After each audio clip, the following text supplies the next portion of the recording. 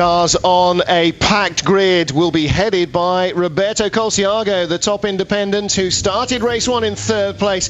Alongside him will be Augusto Farfus, and of course the top 8 in race 2 of every World Touring Car counter have been reversed from their finishing positions in race 1. So Colciago was 8th, Farfus was 7th. Behind them on the grid will be Jordi Genet and Andy Priaulx, Jörg Müller and James Thompson in BMW and Alfa Romeo, and our top 2 in race 1, Gabriele Tarquini will start 7th, and race winner Yvan Muller in his diesel Seat Leon will start in 8th place, ahead of Olivia Tielemans and Thiago Montero, Rob Huff and Michel Jourdain. Martin Haven and David Leslie here to bring you the action, David, and we're looking here at the cars that just about survived. Mauricio Cerasoli was the last properly healthy car. Stefano Dastes was damaged, Alain Menuz was damaged, Felix Porcheros was damaged, but they did finish the race. Behind them, you can see a whole host of other cars that did not finish the race: Terting, Pedala, Coronel, Larini, Zanardi and Rangoni, all of whose teams applied for the cars to be taken out of the strict do not touch parc ferme situation that applies between the 2 races, so they could do some work on them. A lot of suspension damage. I mean, Nicola Larini's car basically needs completely rejigging. They've had to hammer the suspension mountings back into vaguely the right position and so on, and there's a lot of work been going on after 2 very damaging incidents on the opening race lap of the first race here. Yeah, I mean, Larini's car at the front of it, the chassis legs were bent across. That's how big an accident it was with his car. So he had a lot of damage to that car, and the boys have had to get the porta power out and straighten the front of the car out. They had hoped to get it back out in the first race, couldn't quite get it done. They had to fit new wishbones on the front, new uprights on the rear, tape the bodywork up so they could get it back out there, but unfortunately that wasn't able to do. So they took it out to parc ferme rules and regulations, put them to the back of the grid along with 6 or 7 other people, so that's not too big a problem. But they did manage to get Menuz's car back out onto the circuit, so he managed to do a few more laps. So he's in front of all the guys we were talking about who didn't finish the race when it actually comes to the grid. So Menuz's on row 9, so he's something like 18th on the grid, but quite a few more people behind him. Well, there's Larini, who was the victim of a pretty bruising accident at the start, and as David pointed out, there are a lot of drivers at the back with a lot to prove. The one car, amazingly, that we are certain will not make the start is that of Pierre-Yves Courtal's, because Courtal's car basically had everything in front of the driver's feet ripped off it, with the exception of the engine. All the suspension, all the front bodywork, the crash structures, the subframes, everything totally ripped off, and they're basically trying to figure out how to drag a 2-wheeled wreck back onto the truck, and made a shopping list to send to SEAT to try and get enough parts to have it ready for Brands Hatch. And this is how it happened. Well, this is not how it happened. This is how the restarted race lead changed. At this stage, Gabriele Tarquini leading from Yvan Muller, but after one abortive attempt, Muller managed to get the inside line out of the first chicane to go by Tarquini to put the TDI out front, and went on to win not only his but SEAT's and a diesel engine's first race of the season, and for the diesel factor, the first race ever in an FIA World Championship event of any kind. So it's a big boost for the hopes really of SEAT, which are now pinned on this new TDI car, which has done precious little testing, but it's managed to win in dry conditions, in hot dry conditions, on its first race weekend, and that promises a lot for the future. And talking to Yvan Muller after the press conference, he was really buoyed about the car. He said the car was really good. He's really got a lovely setup of the car. He can do what he wants with it. He says, I went out, I was driving, I got a bit of understeer. He said, I changed my driving style just a little bit, and I got a bit of oversteer back. And he was just so happy with the car, what he can do with it. He can put it where he wants it, when he wants it, and he really is looking forward to even starting in 8th place on this particular grid to try and get it back out there. Well, that certainly on a Pierre-Yves Courtal's, the form at the front there is completely hidden by the cover, because there is almost nothing there to support it. I mean, you know, there's the bonnet structure. This is the start of the race. It all happens as Zanardi tangles across the nose of Larini. Massimo Pedala's car is wrecked, but Pierre-Yves Courtal's is utterly destroyed. That's the moment of impact. Zanardi squeezes Larini into Pedala, and poor Pierre-Yves Courtal's has nowhere to go. 2 corners later, completely unexpectedly, in fact, at turn 4, another major multi-car pile-up, this time because The independent driver who starts on pole for race 2, Roberto Colciago, spun Alain Menu. You heard Menu with his foot buried in the throttle to keep the wheels spinning, to try and bring it back, but in fact the momentum was too far away, and he just got thumped left, right and centre. Cars Red Arrow style in a big starburst, trying to avoid everything. Too much spinning machinery, too much moving metal, and a lot of accident damage. There's Thiago Monteiro. He starts in 10th place on the grid, where he finished in race 1.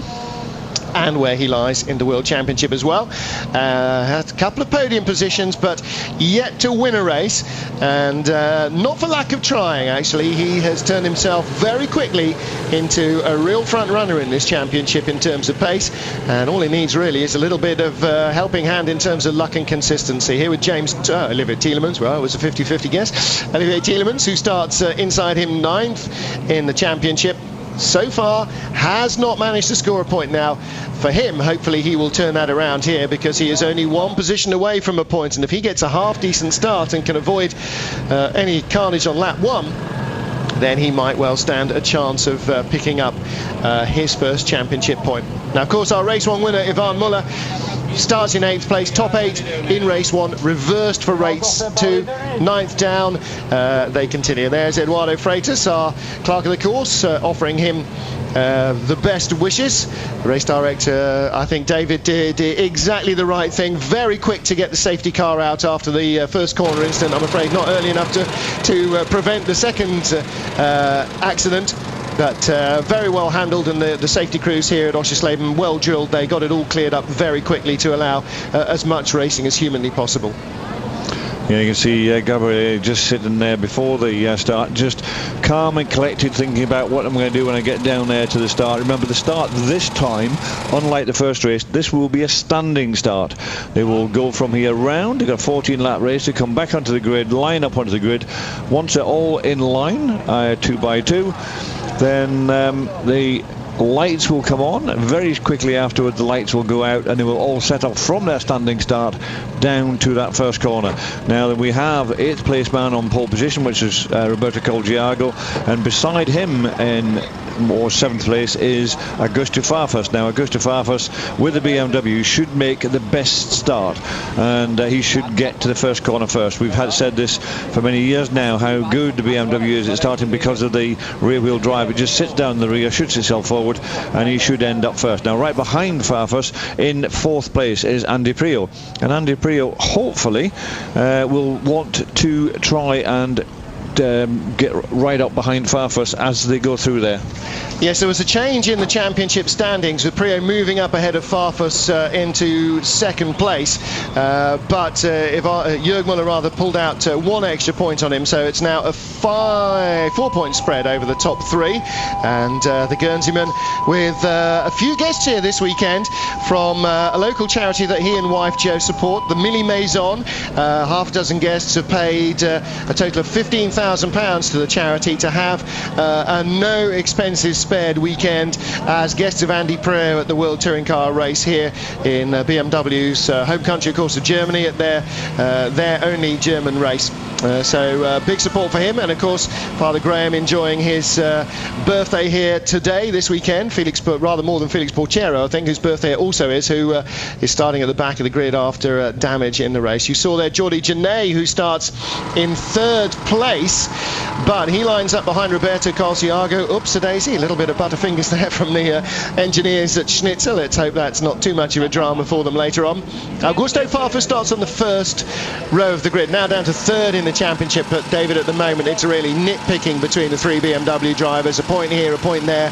At the end, when we get to Sunday night in Macau, those points are going to count. At the moment it's just racking up as many as you possibly can and not worrying too much where you are in the championship. But the poleman Roberto Colciago could be very entertaining, I think, away at the start. He was entertaining at the start of the first one when he got it slightly wrong in the first corner, which had put him back a little bit, and that's what caused the second accident. So if he can get himself round the first corner, probably behind the two BMWs of Farfus and Prio, and see what happens after that. But as an independent, he went very well. Once he got going again in the first race, he really did work well to come through and finish in 8th place. Of course, he finished in 8th place, so he scored another World Championship point, but also he scored maximum points in the Independence Trophy ahead of the new driver in the GR Asia, the green GR Asia machine number 35, Timur Sadredinov, a 19-year-old Russian, and he is the youngest ever FIA World Touring Car Championship driver. He was second in that independence category, so a huge start to his World Touring Car campaign. Fantastic start for the young Russian, but Roberto Colciago finishing first in the independence gave him 10 points, but he only had 34 points to start with, so that's moved him up to 44. The leader for the championship, Pierre-Yves Cortals, whose car got destroyed in the first race, still has 92 points, but getting 4 points from that last race was Luca Rangoni, so he's now second on 90 points, with D'Asti third on 88. Well, and those three just miles ahead of everybody else. Yeah, Rangoni's car was damaged. It had a puncture and front end damage. It came in, changed the puncture, because finishing, almost literally finishing in the Independence Trophy, almost guarantees you points. But as you say, Pierre-Yves Cortals did not score, will not score here as well, so he might just lose the championship lead. I think there's every chance he'll lose the championship lead unless some awful fate befalls Stefano D'Asti and Luca Rangoni. They are a long way down the order, but that doesn't matter in overall terms. It's where you finish as an independent versus the other independents, and so I think Pierre-Yves Cortals will go to Brands Hatch needing to try and win back the Independence Trophy lead at the British circuit. But getting ready to roll away at the start with Roberto Colciago at the front of the field, and this could be a very entertaining start for the Italian driver.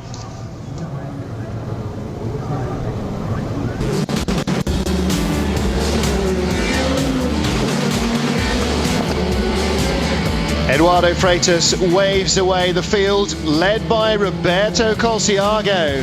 Well, Colciago's really been on form here at Oschersleben, the top independent Seat, third outright in qualifying, behind pole position man Gabriele Tarquini and Ivan Muller, who in the end finished first and second, but in the reverse order. Muller's TDI, Seat Leon, ahead of the petrol-powered car of Gabriele Tarquini.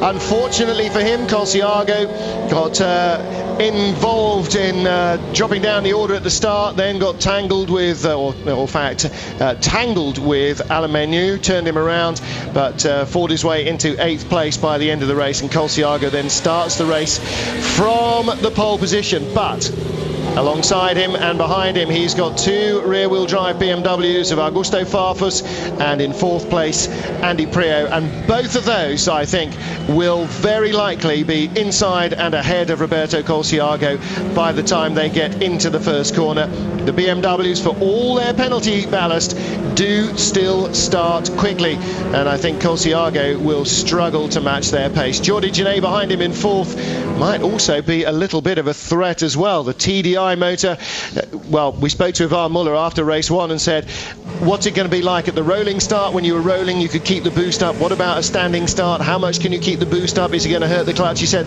I don't know, I've never done a standing start. We're going to find out now. This will be my first practice, the actual race getaway itself. Ditto then pretty much for Jordi Genet, so it's going to be suck it and see for those two diesel powered Seat Leons. Everybody else, of course, will hang the revs exactly where they want on the rev counter, generally sitting just below the rev limiter, and sidestep the clutch at the prerequisite moment. But the BMWs will always launch a little bit better. So we spoke again to Jörg Muller after race 1, and he said, I see Augusto winning this one, of course. He's on the front row, he's got a BMW, he'll win the start, and from then on he's just got to make sure he keeps the Seat behind him. And yeah, he was very confident that Augusto would win this race from the front row, and you have to say you wouldn't disagree with him. So let's see how they line up for the start.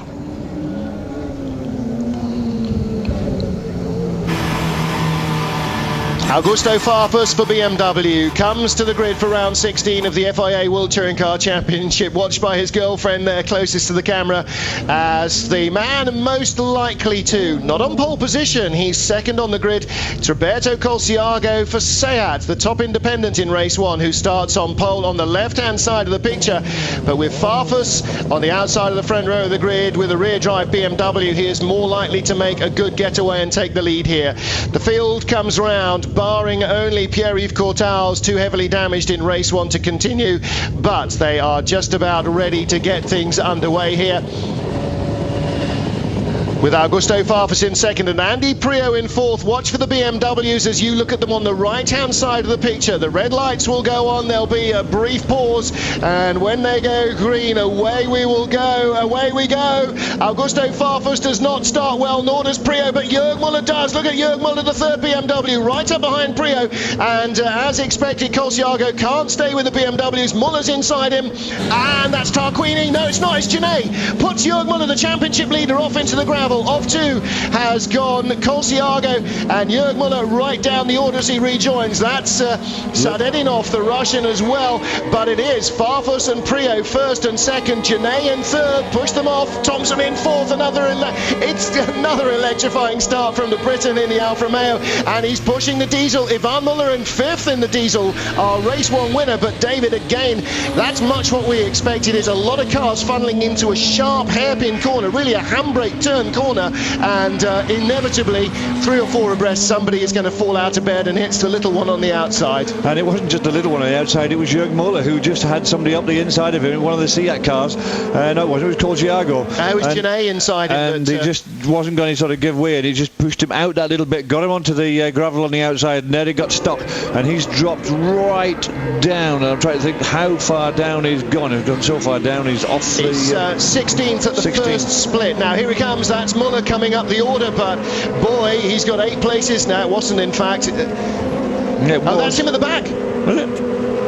I think that's him right at the very back. I'd be surprised if that was Felix Porchero going. Felix Porchero's just gone through in front of us to see it with the Spanish flag. Okay. And there is one of the BMWs right at the very, very back indeed. Well, whatever, he's not going to get points. Farfus now chasing Priaulx. He'll spend 13 laps trying to force a mistake out of the Brazilian. Genet in third, put Müller off, the championship leader, and I think the stewards will want to have a look at that. Genet was right on the inside over the curbs there, and as he bounced out wide, Müller got bounced. Colciago outside of Müller got bounced as well, and they both went off. There is is that Colciago or Pedala? There's Colciago. So let's have a look again. Watch Jordi Genet, the yellow Seat on the left-hand side of your picture. Jürg Müller swerves around him as the diesel doesn't get off the line well, but he's down the inside of Müller here, look. That's where the difference was. Colciago and Müller just pushed out into the outside. Tielemans spinning completely. So much for his first championship point with Jürg Müller, Ivan Müller rather. Watch it happen in front of him. Go left, Ivan, go left. it all breaks loose, and in fact Genet only just made the corner because of the contact with Müller keeping him on. He wouldn't have made the corner. He bounced over that inside curb so much, David, he was going off. If he hadn't hit Müller, he'd have gone straight off.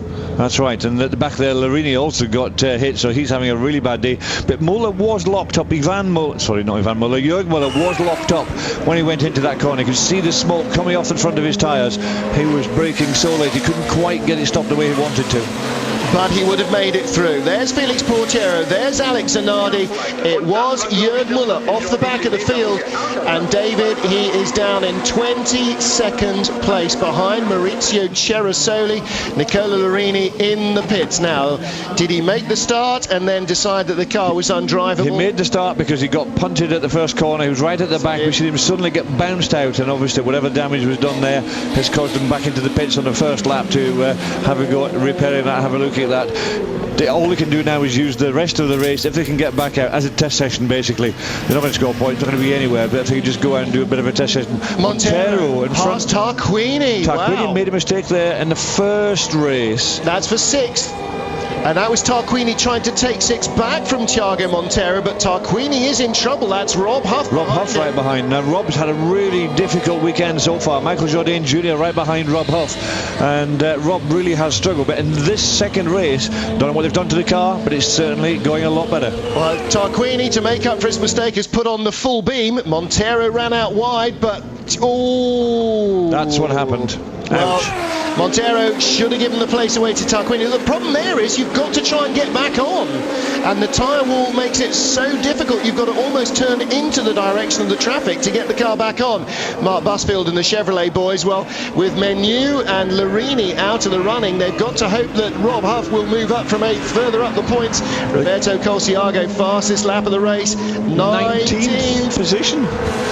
He's gone from 1st to 19th in such a short time, but he's still going quickly. He's got the fastest lap of the race so far. Yeah, unfortunately, no points, no prizes for that. It's only where you finish in the top 8, and mind you, he will still get independence points. He's 1, 2, 3, 4, 5th in the independence trophy, so he'll still get points. Sergio Hernandez leads it comfortably from Stefano D'Aste, but D'Aste 2nd place at the moment, and Rangoni 4th at the moment will be enough to put both of them ahead of Pierre-Yves Courtals by the end of the race. Hernandez is nowhere. D'Aste and Rangoni is. Yeah, they're 2nd and 4th, and that should be enough for them to both be ahead after the race. So in the Independence Trophy, 1st and 2nd, I would think, ahead of the absent Pierre-Yves Courtals. Oh, he's not absent, he's watching, or he's probably not watching. He's watching through tears and closed fingers because he's taking no part in it. Augusto Farfus still leading from Andy Priaulx. Jordi Genet in 3rd from James Thompson, and we ride with Thompson in 4th place.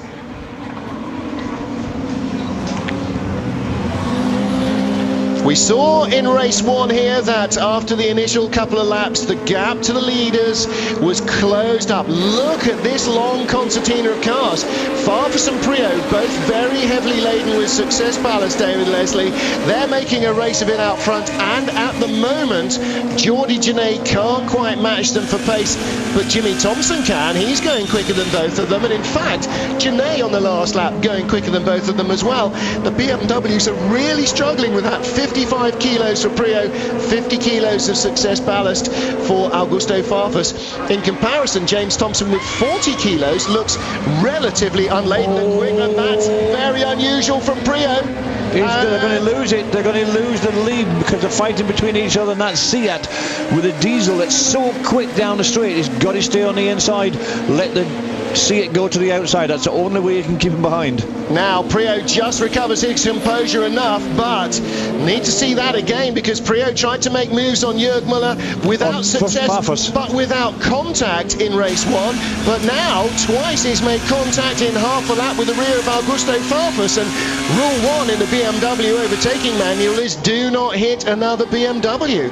1-2, we don't care which one of you is 1 and which one of you is 2, but if BMW are 1-2 and you throw it away and let Seat and Alfa win again, you're not going to be popular. And at the moment, only 2 BMWs in the top half dozen, so in fact only 2 BMWs in the points. Tarquini drops back as Huff moves up to 7th. 10th is the next BMW with Portero. And he's not making much progress on Michel Jourdain. He's in that long crocodile. He could just as easily go down a snake as up a ladder. Now then, well, Priaulx clearly saw a gap, and rather too late, I sense, perhaps. Farfus shut it rather robustly on him, and I'm hearing that Jörg Müller has come into the pit lane, and that I pretty much would guess, David, will be into retirement with a car that's undrivable, ungettable into the pointsable, and frankly just going to get in the way. I mean, yeah, but Jörg is one of these people. He's not going to score points and he hasn't got a hope, then he sees no point in continuing around there. But now we see again Andy Priaulx quick round that last corner, and trying to get past Augusto Farfus. He's going to sit on his tail. He wants to be down the inside when he gets to the end. He's flashing his lights at him. The problem they've got is this car behind Jordi Genet and the Alfa Romeo, because they are very quick indeed. Now the Alfa Romeo is going to try and get out of the corner quicker than the Seat and up the inside if he can. No, the Seat is not going to let him do that. He's seen that happen earlier in the first race and doesn't want to give that position away. Well, James Thompson in that Alfa Romeo we're watching now, between a diesel rock and a diesel hard place, and the hard place we're riding with now is Ivan Muller. The rock in front is Jordi Genet, and for the moment the BMWs out front continue, but I sense perhaps this might be a bit of a frosting of relations between Andy Priaulx and Augusto Farfus. Again, I want to have another look at that incident 2 laps ago. Prio last lap tried outside inside through the final corner. The last 4 turns, 11, 12, 13, 14, the S's they're coming up to now, and the final 2 right-handers, the BMWs absolutely rock through, and they are much quicker than anything else on those 4 corners. Everywhere else they're slower. Those 4 corners make up for their lap.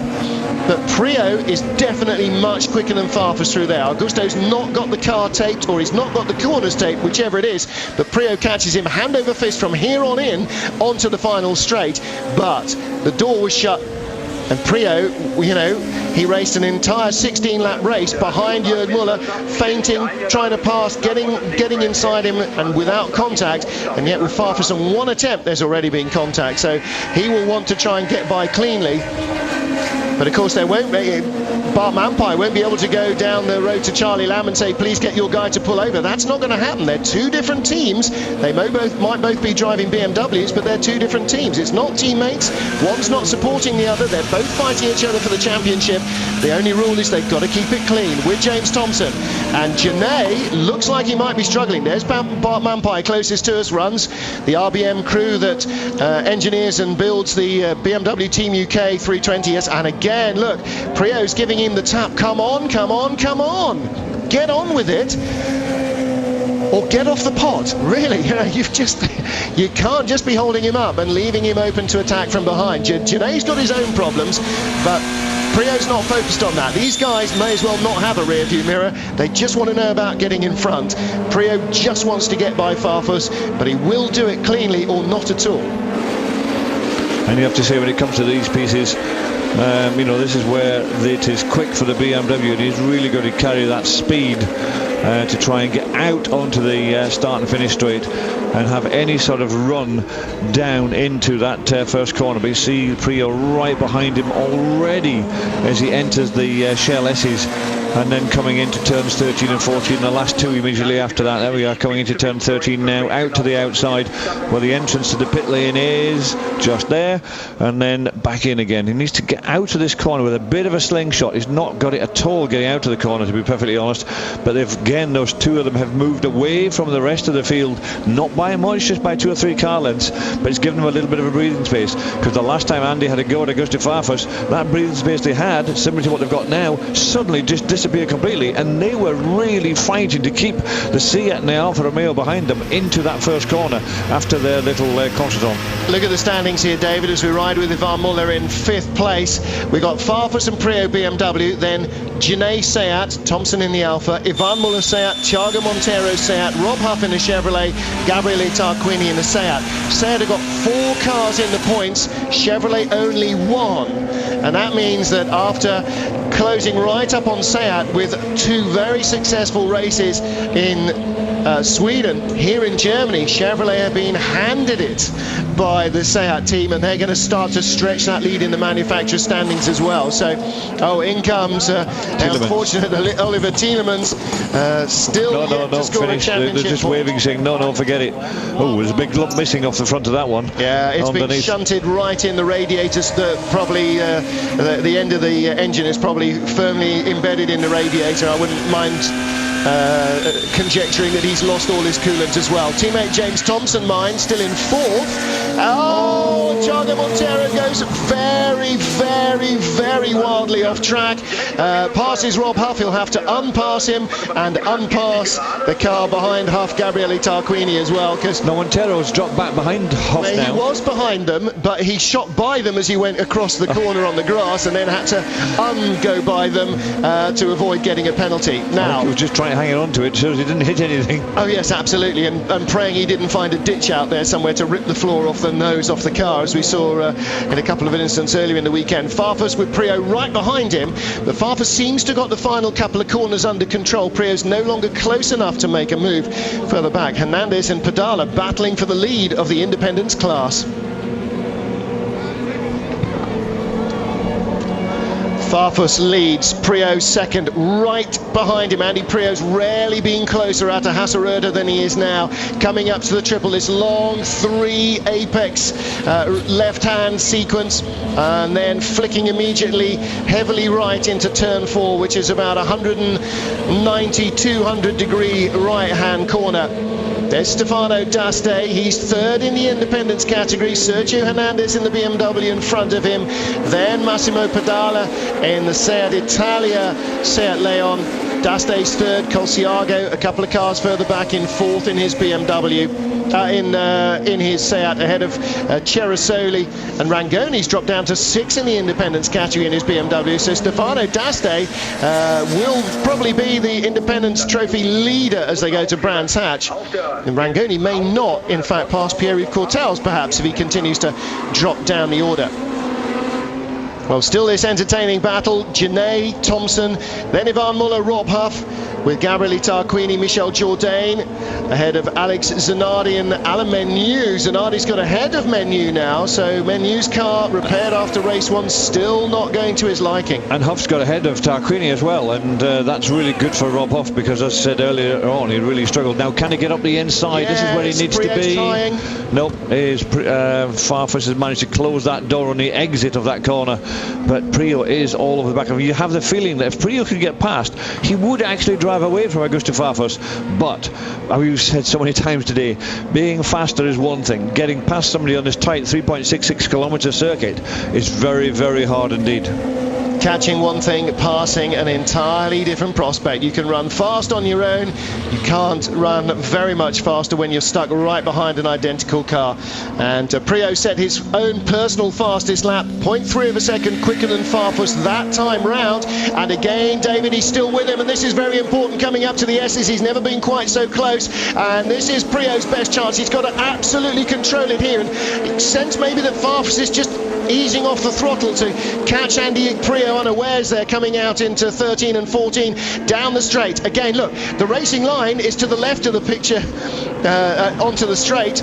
Let's see how close Prio can get. Well, not close enough, but he's very close. But again, Farfus just squeaked out a little bit through the S's, just keeping himself clear enough. Now, did Prio give himself enough room to make a run here, to get onto the straight where he needed to be, absolutely wide open on the throttle? No, he didn't. Farfus did enough to keep him behind out of the turn 8-9 chicane. Prio just dropped back too much. So some canny driving by Farfus, and you sense perhaps that he's just getting off the throttle in places, perhaps to catch Andy Prio and force him to back off where he doesn't want to. Rob Huff still ahead of Gabriele Tarquini. He has been he's done really well. He's actually moving himself up all the time, and he's moved himself round to the back of Ivan Muller, the race 1 winner. Thompson having a look. Now then, Genet's tyres, are they starting to cry enough? Thompson enough on the inside? Not quite, not quite. Now, one thing that Alfa Romeo can do is go right down the inside of anything. He can really hang on to the inside of a corner, and I think that's where it's going to come from at some point or another. Independent trophy leader Sergio Hernandez has spun his BMW down the field at the final corner, came out too wide, didn't make it round, and he's now dropped down. Massimo Pedala leads from Stefano D'Aste, Roberto Colciago, Maurizio Cerasoli, and Hernandez has gone first to fifth in the Independence Trophy as he's lost 7 places in the race. And again, Augusto Farfus and Andy Prio using all the road and everything they can possibly think of to make a difference in the stalemate in this battle. But Prio's running out of time. This is lap 11 of 14. Only 3 more to go after this. And for James Thompson as well, 3 more laps to try and get onto the podium. We ride with Tomo, Jordi Genet right in front of us. And again, Genet's car, like Ivan Muller's, is not holding its line as well as Thompson's. Has Thompson got what it takes to make the move this time? Prio doesn't. Let's flick back and see if Thompson's going to be alongside Genet. He's got a good run going. Prio's looking at Farfus. Farfus desperately late on the brakes, keeps the door shut. Prio over the curves. To keep it this time. All Genet just holds off Thompson. Prio running very wide over the curbs in the first chicane. Thompson's all over Genet. Look, he's on the grass, as we saw with Ivan Muller in race 1. With Tarquini trying to get by him as well. He was on the grass as Tarquini skidded away from the apex, and again Prio throwing everything at Farfus bar actual physical abuse. Thompson, and again Genet riding all over the curbs. Ivan Muller is also looking very wayward. Rob Huff's Chevrolet looks a lot neater and tidier. And David, you know, the two diesel Seats we feared would be using their tyres harder than any other car in the field. All the extra weight of the diesel engine, the extra torque there, all going through those front tyres has got to pay somewhere. And I think that they've done extremely well to hang on to where they are, being in 3rd and 5th place. But Rob Huff having come up into 6th place from way back on the grid, in actual fact. And he was on row 6, he was 10th on the grid. So he's got a good position there to score some points. Well, Thompson having another little look at Genet here.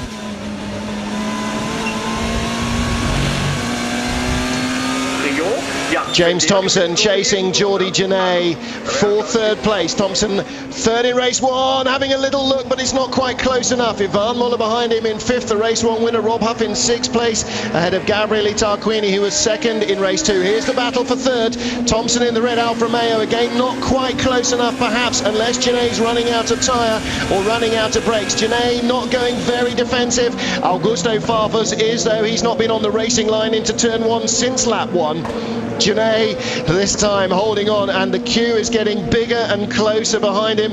Ivan Muller now right behind James Thompson, Rob Huff right behind Ivan Muller, and still Andy Preo in 2nd, right behind the other white BMW of Augusto Farfus.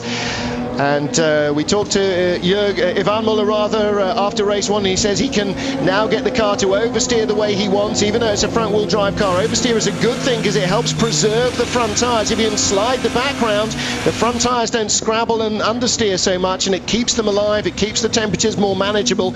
And you can see Geordie Genet's car really oversteering as well, David, and that's going to be quite a feature of these diesel Seat Leons, I think, in races to come. I think it's definitely a setup that the teams had to put onto the car to try and cope with the extra torque and everything is going through the front, is to try and set the car up so they can have some sort of oversteer.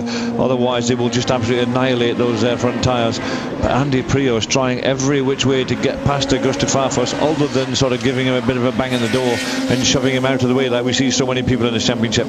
Well, there's Joe, his wife, and Father Graham is down there as well, the birthday boy. There's the Farfus entourage, or the camp in the garage. And again, look, Thompson's just showing his nose to Genet to try and take the Spaniard's eye off the ball and perhaps distract him from the main event, which is at the end of the straight. Thompson right out to drivers right there to try and get a good clean run on Genet. Last lap of the race, here we go. Thompson can't make it, Preo can't make it either. Well, Andy Preo has never left Oschersleben without a race win, and it looks as though he might have to do this time. Oh, look at that! You saw the inside move there from couldn't figure out, that was Montero and Zanardi. Yes, it was. Battering at each other. And that's for 8th place. Montero had it, Zanardi wanted it. Thompson still 4th, still 3rd is Genet. Preo and Farfus, and Zanardi being unsettled by Montero, who wants that point back in 8th place. Zanardi on the exit, it'll come back towards him, but now they're coming up to the 3 left-handers. Montero needs to sit in there, and it's his. Yes, it is. Well, Rubbin's racing in touring cars, and so Montero hangs on there. I think you've got to give them a little bit of leeway. They are touring cars, not single-seaters, but Montero runs wide. Zanardi's coming back. Preo and Farfus still battling for the lead. Farfus with the advantage over Andy Preo. Genet still 3rd from Thompson. Let's get back to the front. Last lap of the race. Last chance coming up for Andy Preo. Augusto Farfus has repelled every advance so far, as Genet has from Thompson. Rob Huff is not going to get by Ivan Muller for 5th place either. And Preo, I think, is now just backed off for the final few corners. There's no point trying to damage the car. Farfus has held his defence for 14 laps of sustained assault from Andy Preo. But it's going to be victory for Augusto Farfus. He claims his 3rd race win of the season. Andy Preo in 2nd place. 3rd place goes to Geordie Genet. And there is Augusto Farfus' girlfriend looking very happy indeed. So 4th place for James Thompson, 5th for Ivan Muller, our race 1 winner, 6th for Rob Huff, 7th for Gabriele Tarquini, and 8th for Thiago Montero. Well, a little bit of disappointment there from the BMW team UK mechanics, and I will be very interested to hear the exchange between Prio and Farfus after this. There's Joe, no there's not, I beg your pardon, there's Augusto's girlfriend and his race engineer offering each other their congratulations. Well, it's been a while since Augusto Farfus won. He won in Curitiba the second race, he won in Po the second race, he's won in Oschersleben the second race. And of course, when he came away from Curitiba with the championship lead, tied with Jörg Müller, he's been pretty much laden with near maximum success ballast ever since. And race 2 is where all the heavily laden drivers know their best chance of a win lies. Farfus took it, Prio couldn't snatch it away from him with his car and himself. Augusto Farfus punches the air with delight. The Brazilian did a good job of defence and kept the car in front. And David Leslie starting from the outside of the front row of the grid with a front-wheel drive car beside him from the inside line, in fact, towards the first corner. It was pretty much obvious that Farfus was the odds-on favourite to take the lead, but from the speed of Prio's car, the evident speed, it did seem that in 14 laps he would be able to get by the Brazilian. In the end, he just couldn't quite manage it. He couldn't, but at the end of the day, he took second place, and second place gives him another 8 points to his championship total, and that helps him tremendously in the championship. So as you said earlier on, 2 BMWs, they must not take each other off at any cost. That will not be withstood at all, because there might be separate teams, but nevertheless they're still the same manufacturer. So he couldn't get past on a clean way, and Augusto Farfus drove a very, very defensive race to keep Andy behind, and managed to do that for the whole of the 14 laps. And a good result as well for Jordi Genet on the podium with the TDI Seat Leon. Ivan Muller won the first race, and third place for Jordi Genet in the second race. I tell you what, if these guys were behind me, we'd have trouble. Luckily we had some was space. struggling like hell. Yeah. I was most of the time gear lower to be on the road. Well done, mate. Well, there you heard it. Andy Prio felt perhaps that Augusto was defending too robustly, and he said if these guys were right behind us, we'd have been in trouble. And that was the problem when it all started. When Andy was really, really pushing hard to get by, it was because Jordi Genet was right behind him, with Thompson and Muller and the others right up his gearbox, or right up his exhaust. So but Farfus, he said, tried as hard as he could. Let's hear from him now. Augusto Farfus, a hell of a battle out there with Andy Prio, but victory goes to you. Tough. I had a very complicated weekend. We had some problems. The team did a wonderful job. I just have to say thanks to all of them. Race 2, I was really struggling in the mid of the race with understeering. Well, these races are like this. I understood from Andy that I was just looking to complete the race without mistakes. So I have to say thanks to these guys. Thank you. I have to thank you. A 12-point weekend for him, a 12-point weekend as well for Andy Prio, but for Jörg Müller, only a 5-point score. So Müller drops to third place in the series as Augusto Farfus retakes the lead, leaving Germany and heading to Brands Hatch.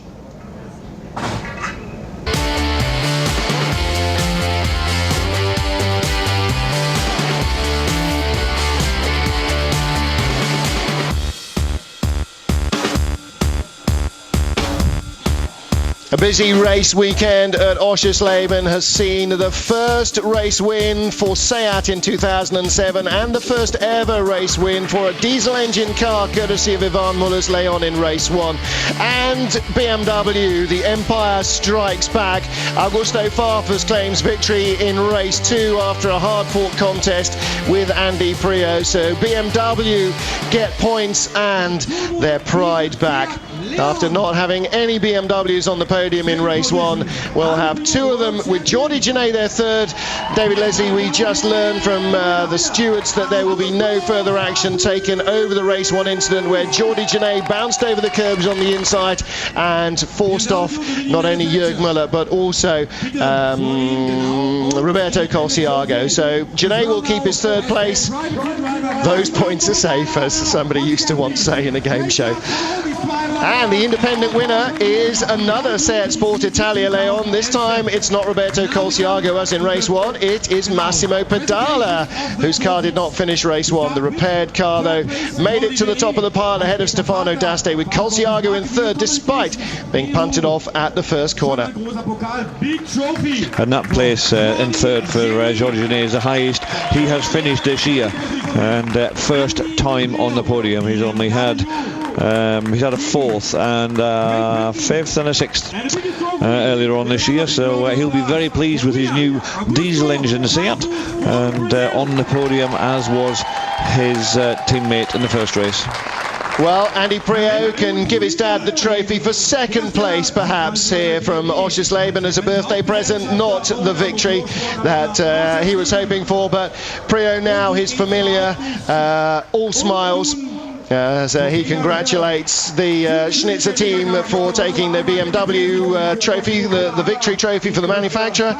And Augusto Farfus is our round 16 race winner, the first driver to claim a third victory in the season. And the Yokohama Radvan Independence Trophy winner, Massimo Pedala, celebrates his return to the series with a disappointing race one, but a victorious race two. Augusto Farfus after a fantastic race. The national anthem of Brazil.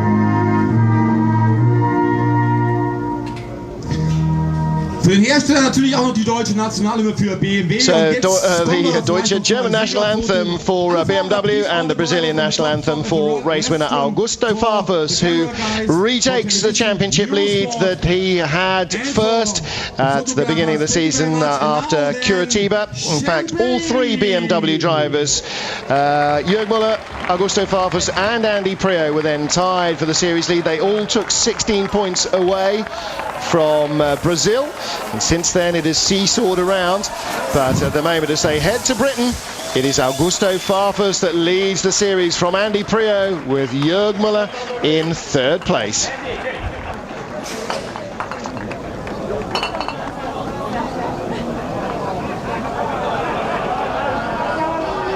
But the drivers enjoying the champagne and sparing the poor podium girls getting another dousing. Only French gentlemen like Yvonne Müller decide to go with that. Farfus hands down the booze to the boys. That's a safe pair of hands as they depart Oschersleben and head to Great Britain in a month's time.